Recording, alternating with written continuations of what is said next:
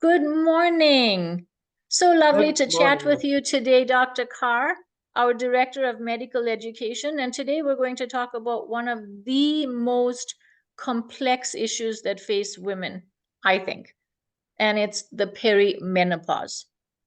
It's like a lot of women show up at their doctor's office saying, I have hormone issues, and they're told you're too young or, whatever the case may be. And you've just passed on some really interesting articles and topics that are bringing up the fact that women have issues with hormones and they're often misdiagnosed and not able to find help. So I love that part because I think what you have to say to us today is going to be so enlightening for so many people. So, first of all, what is the perimenopause? Yeah, and Natasha, you've been treating women for hormones for, gazillions of years, I would think. 18 years now, yeah. Yeah, so you have, Well, if you count the residency and the 8 years I did labor and delivery and all of that, then way more than that. yeah, and so you have vast experience taking care of women in the perimenopause. And I'm a former OBGY, and today I can, happily admit that I knew very little then when I was practicing OBGY. So going back to what is perimenopause, what is menopause? So menopause by strict medical definition is 12 months of not having cycles. Now, we used to say it's the permanent cessation of the reproductive period. I think, Natasha, in a few years, we might change that definition because of all the developments going on. In fact, some researchers think menopause may become optional, but it might happen in our lifetime, but maybe it won't happen to you and me. Anyway, so menopause is not having your cycles for 12 months, and it is usually permanent stopping of the cycles. Now, perimenopause is what a lot of people, including doctors, don't know about. So, this is the time, the 8 to 10 years before the final Eight menstrual to cycle. 10 years. Yes, Natasha, that is the time of perimenopause, which is a time of wildly fluctuating symptoms. And we'll talk about what some of those I symptoms like are. that you said wildly, like not widely, but Yeah. wild. Yeah. It is a pretty wild time for most women. They feel like they're going Yeah. crazy and no one can actually diagnose them. Yeah. That is the sad part because have that knowledge, but not everyone has that knowledge. So, in the 8 to 10 years before the final menstrual cycle, women are experiencing a whole bunch of symptoms. And recently, there have been quite a few surveys. And one of the things that women have been saying is, I don't feel like myself.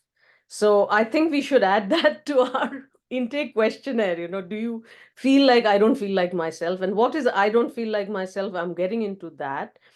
So the 8 to 10 years before the menopause is this time of, all these symptoms when Natasha, you've had so many people. I've had patients telling me, doctor, I look fine from the outside, but I know what I'm going through inside. My family is very supportive. I have a very loving husband.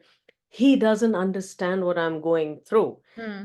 This takes a lot of women by surprise because they are not thinking of the menopausal hormonal I imbalance want or to like. interject though.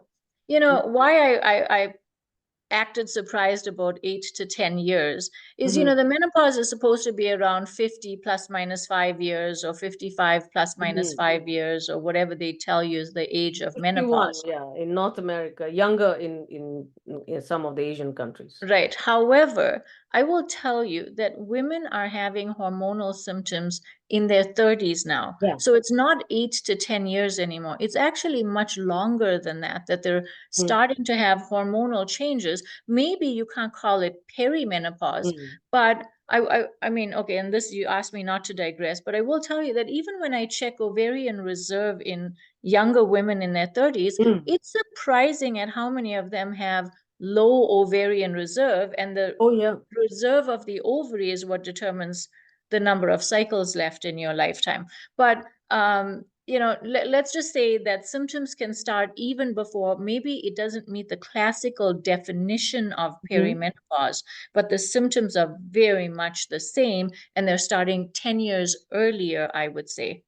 Yeah, 8 to 10 years earlier. And the point that both of us want to highlight is if you are feeling some of these symptoms, it's not that you're going crazy. It is not something wrong with you, your personal shortcoming or any of that. There is science explaining that. So I'm just going to start sharing the slide. And so this is what do women mean when they say? This is from a poster. So the Women Living Better has conducted several surveys, and this was one done on women in the age group of 35 to 55. Maybe they should have gone to younger women as well. But what you can see here, so this is when women describe that they don't feel like themselves, what are the things they experienced?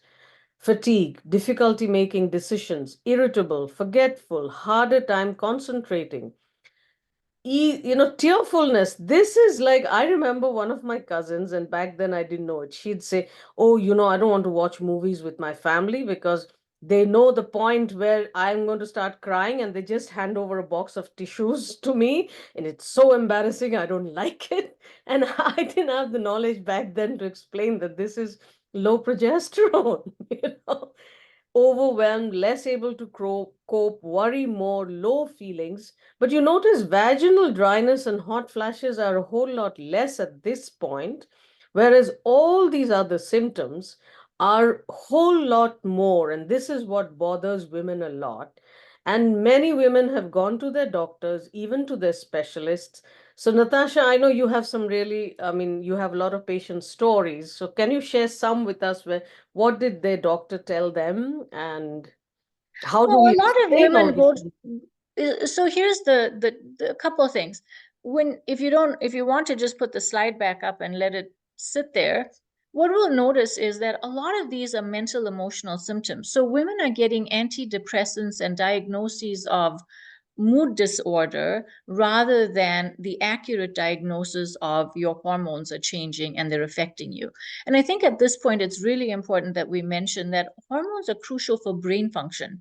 Oh, It's absolutely. Yeah. just um a lot of people think it just has to do with hot flashes and mood swings or vaginal dryness or whatever the case may be, but we don't realize that progesterone is a neurosteroid, that estrogen is dramatically important for brain function. And when these hormones are fluctuating all the time, and for 10 years, which I think is now 15 to 20 years even earlier than the cessation of menses, it's it's like we're missing the boat in treating and helping women with the actual cause of what's going on, rather than here's an antidepressant, here's a thing for your anxiety, here's something for your sleep. And that's what's happening in medicine today. Like, we see this all the time, and women, it's amazing. I've got women in their 50s and 60s being diagnosed as ADHD. Well, if you didn't have it when you were younger, why are you being diagnosed now? Oh, you've had it all your life. No, if you go back and look at it, maybe this harder time concentrating, maybe being irritable, maybe being anxious. And a lot of women are saying to me, oh, I'm anxious because I can't get anything done, and I can't get anything Mhm. done means I have ADHD, and so I need to treat the ADHD, and then I'm told that the anxiety will go away. And I have no issue with mental health diagnoses if they're made properly, but what we're saying is that there's so many underlying issues that need to be addressed for women, usually having to do with hormones, before we move to these other diagnoses that become lifelong labels and being on medication. And you know how we feel about medication. Of course, we'll use it when necessary, but we're Mhm. not going to use it injudiciously and put people on a bunch of drugs that they have to take for their whole lives, when the solution is simple: understand your hormones and treat them. So Yeah. with that long-winded thing, can you show us the next slide, please, Dr. Yeah. Carr? So before I show the next slide, again, similarly, there are lots of all these Yeah. symptoms that women and have. and and so a lot of women show up with these things, but classically they're like, my tests are all normal, no one can Yep. help me, my doctor gave me the birth control pill and it Yep. made me lose my mind We have a because slide on that too. Yeah, so and then a lot of women will show up with trouble sleeping and metabolism, right? Like my metabolism's slow. I can try everything and it doesn't work, and really nothing's helping me. So I think fatigue, weight gain, and then all of these mental and emotional symptoms that you mentioned, those are the biggest things that people come to us for. Trouble sleeping, and so I see here you have headaches. Almost every person that comes to us Mm. complains of headaches. And I mean, headaches can't are not always just because of hormones, right? We know this, but hormonal headaches are significant. Yeah. So The Natasha, difficulty making, you no, talked go about ahead. neurosteroids. And so basically what Dr. Iyer means when she says neurosteroids are these hormones. So testosterone, estrogen, progesterone, cortisol, and a whole bunch of them. They are also locally made in the brain. And of course, the levels will change when the levels in the blood changes. So progesterone actually has a lot of calming influences, and Natasha and I usually talk about how progesterone doesn't get the importance it deserves. Estrogen is the big diva, and everyone talks about estrogen, your estrogen levels going down in the menopause. And we love progesterone because personally, both of us have benefited a lot by it, and we see it. So, Natasha, one thing I want to, highlight, because many women, even if they go to their doctor, it's not easy to balance hormones at this time. So what happens during the perimenopause? This is the hormonal situation. You can see here, this was hormones they tracked for a month. And this is not a new paper. This is a 1996 paper. What they found is, And you can and this see, is why you call it wild, yeah, right? this It's is the reason I wild. call it wild, wildly fluctuating symptoms.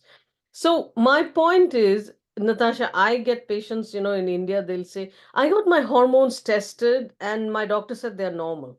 So this is what, even if you test your hormones in blood one day, this is the picture. Let us say you get your blood tested on this day when your estrogen levels are very low, progesterone is better than estrogen. Another woman gets it done on this day when estrogen levels are sky high and progesterone is extremely low. So, this explains the wildly fluctuating symptoms. But, Natasha, what I want you to talk about is how difficult it is to balance hormones in this time, and a lot of women come to you thinking that Dr. Iyer is this magician. She's just going to put me on hormones and all my symptoms are going to go away and I'll be fine the next day. So, what would you say? Because this is advanced knowledge. This is not knowledge most people, unless the doctors are trained in hormone therapy extensively.